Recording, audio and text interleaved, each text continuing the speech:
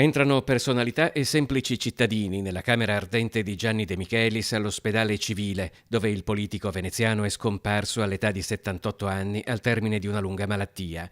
I funerali si terranno in forma strettamente privata, così come la famiglia ha chiesto a telecamere e macchine fotografiche di non entrare nella camera ardente, dove Gianni De Michelis tiene tra le mani un garofano, simbolo di una passione e di un impegno che ha segnato la sua vita. Qual è stata l'ultima volta che l'ha visto?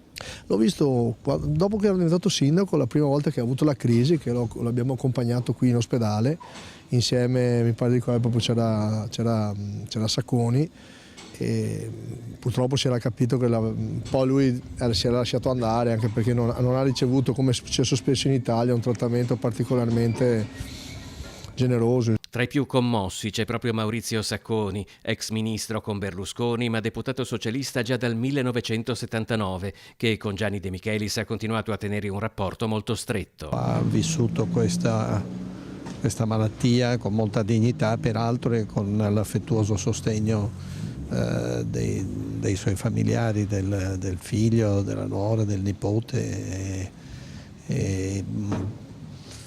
Finché ha potuto è stato molto attento alle cose del mondo prima che a quelle della nostra piccola dimensione politica. Ripensando invece a quella che era stata la sua dimensione politica, negli ultimi anni Gianni De Michelis ha vissuto con un rimpianto, come ricorda Giorgio Casadei, il suo ex braccio destro. Aver capito per tempo, perché poi lo ha ammesso che è stato un errore, che il meccanismo del finanziamento ai partiti, non della corruzione, sono due cose molto diverse, era un meccanismo che avrebbe potuto travolgere, come in parte ha travolto, un'epoca peraltro ricca di grandi successi.